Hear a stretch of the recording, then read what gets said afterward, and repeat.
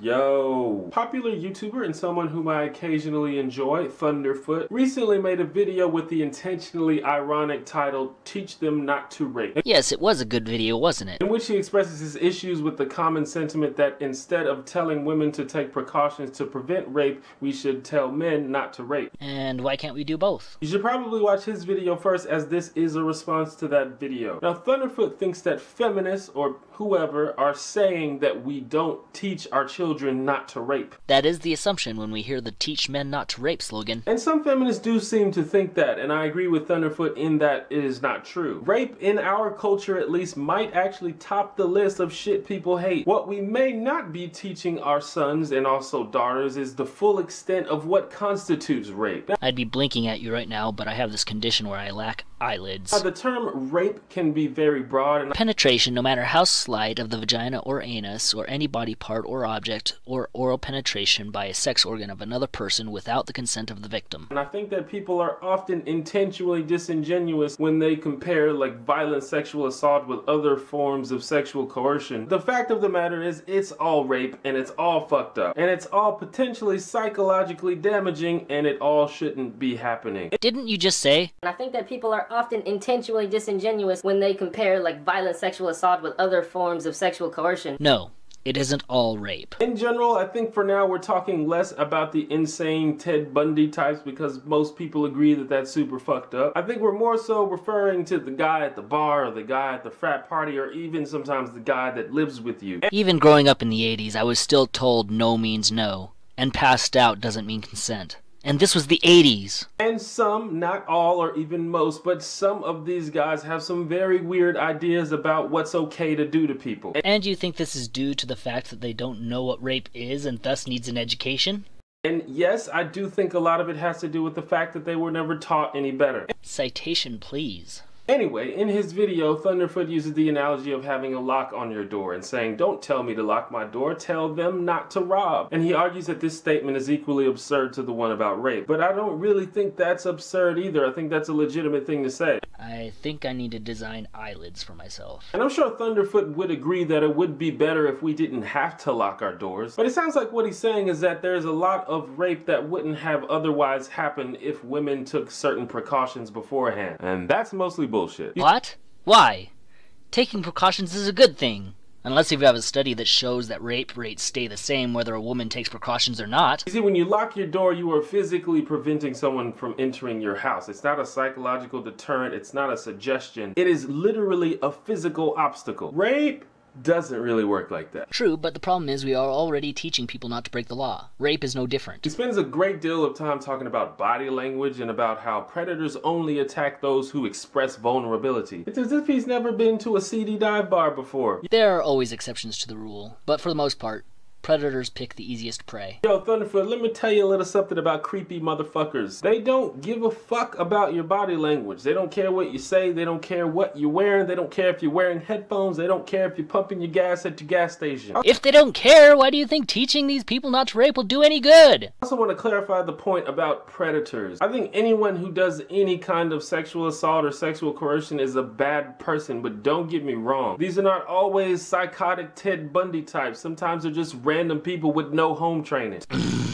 Based on what evidence do you have that these people aren't being taught not to rape? To some extent, I agree with Thunderfoot's point about drinking and how it is your choice to get drunk and how you are still responsible for decisions that you made even if you were drunk when you made them. And I don't really even have a problem with drunk people hooking up as long as they take responsibility for their actions. But this is why sexual coercion can often be included in the definition of rape. Because when you're drunk, you have impaired judgment, and everyone knows that. Even other drunk people know that. So if a boy and a girl are drunk in a party, why does the fault of a rape always fall to a male? Men must have magic alcohol that makes them sober while they can take advantage of women. So if you're a dude and you're intentionally getting a girl drunk, or you're intentionally taking advantage of a girl just because she is drunk, just because you think it would be easier to get a drunk girl into bed than not, you may very well think that's not rape, but it is. If this is happening, it's not happening on a large scale. I'm not correlating anything here, but here's some food for thought. Men are likely to drink more alcohol than women, especially at parties. So it is more likely that both parties will be drunk than a man specifically remaining sober to take advantage of drunk girls. That isn't to say a man wouldn't do that or couldn't do that, because it even says in the study that it happens. But it is to say that if a man would do that, it isn't lack of education that makes him think it is okay to take advantage of a lady. That is just you asserting without evidence. He knows it's wrong, he just doesn't care it's wrong. And it's the people that don't care that's the problem. The people that care already know it's wrong and have been taught not to rape, just as they were taught not to steal or break the law. It's not like it's an abstract law that says that you can't use marshmallows as bait when fishing on a Sunday. Basically, look, if a drunk girl wants to have sex with you, that's fine.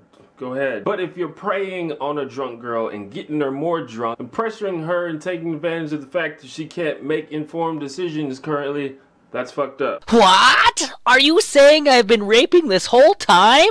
Wow, thank you so much. I'm glad you told me. Education noted. I won't rape anymore. And if you want to talk about vulnerability, most women are smaller and less strong than men. That is an inherent vulnerability that is beyond their control. Yes, we are a sexually dimorphic species. Point? Yet another thing that Thunderfoot overlooks is the fact that women do take precautions all the time. Everything from bringing friends with them when they go places so they're not alone, to straight up running away from threatening people. I've known women to intentionally make themselves less attractive when they go out so they don't have to deal with weirdos. And the funny thing about it is this type of shit barely even works. Oh yeah, remember that study I asked for? Yeah, I'm going to need that now. Of the women that take precautions and the women that don't take precautions, which sample group yields more victims? They still get followed, they still get catcalled and inappropriately touched. Catcalling isn't rape. Thunderfoot is talking about rape prevention. Inappropriate touching is assault, and this is where the word no comes in handy. And if the person has a problem with that, call the cops. Thunderfoot talks a lot about sending mixed messages, which is kind of offensive to people who've been raped. But I suspect that a lot of these mixed messages are a woman smiling or being friendly, you know, like decent human beings do, even when they're not inviting you to fuck them. Yep, I think it's very important that these women learn the word no. That word has come in handy for me several times, even as a guy. Yes, and I was verbally abused for using it. But the great thing is that they were just words, and I don't get offended by words. Interestingly, Thunderfoot sticks to the stealing metaphor and doesn't really talk about murder, which I think would be a more fair analogy. Because murder is also a thing that you can't simply put a lock on a door to prevent. So how would you reduce your chances of being murdered, realistically? Mace, self-defense classes, concealed carry, loud air horn, run for my life. Maybe not going to bad neighborhoods? Well, I grew up in a bad neighborhood. Lots of people did. Lots of my friends and family did. I would wager that the vast majority of people who found themselves in a bad neighborhood did not get murdered. So were these people just lucky, or maybe it is that going to bad neighborhoods has a negligible effect on your chances of being murdered? That isn't the way that statistic works. It's a risk assessment. It's not that most people don't get murdered in that neighborhood. It's that most people don't get murdered, period, around the world. Most people don't get raped either, and most people don't get assaulted to the point of dying. But statistically, if you stay out of that bad neighborhood, your chances of not getting murdered goes up. Now, clearly there are places and situations in which murder happens more often than other times, but the ratio of not murder to murder is so disproportionate that saying something like, don't go to bad neighborhoods if you don't want to get murdered, is much less helpful than just telling everyone not to murder. Do you realize how ridiculous you sound? You're acting like people are murdering because they don't know what they are doing is wrong. Are you serial? See, it's not like going to a mountain lion habitat. When you do that, you knowingly have to be prepared in case a lion attacks you. Being murdered is a thing that is unprecedented. A thing that the majority of people aren't, can't, nor should be prepared for. But we are prepared for it because that is the type of world we live in. And it would be nice if we could just park our cars and not lock our doors.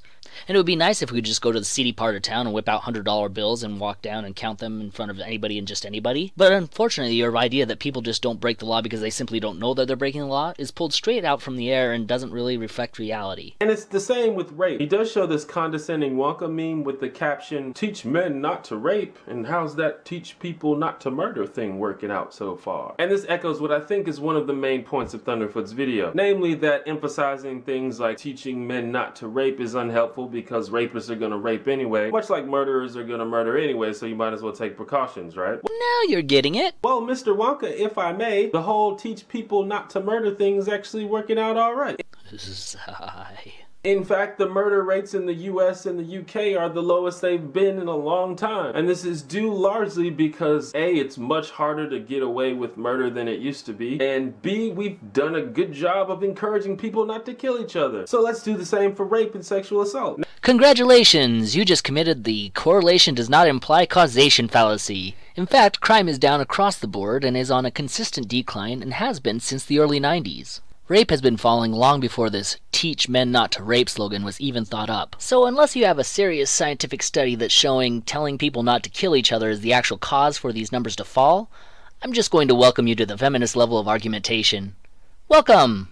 Now, I have my own issues with the buzzwords and hyperboles associated with the modern feminist movement, and I'm not going to accuse Thunderfoot of victim blaming. I don't think any normal, non-crazy person would blame someone for being raped. And I think it's a bit obnoxious that people assert that they would. As an aside, victim blaming does occur, particularly in the media. Besides Steubenville, which is a win by the way because the rapist got convicted, how many articles can you bring up that victim blaming is a prevalent problem that needs to be addressed? I would strongly suggest that the media does a very bad job of portraying the reality of our culture, as evidenced by the fact that the murder rate has dropped drastically, but that's not something you would know if you based it on the media. Nor listening to feminists when discussing rape rates. That's kind of a topic for another video. But I still find it kind of offensive and dismissive and just ignorant of how and why rape occurs. The reasons are too numerous to count. To say that what you say and what you wear increases or decreases your chances of being raped. Just like murder, rape is unprecedented. It's not something that anyone is or should have to be prepared for. But there's that word again,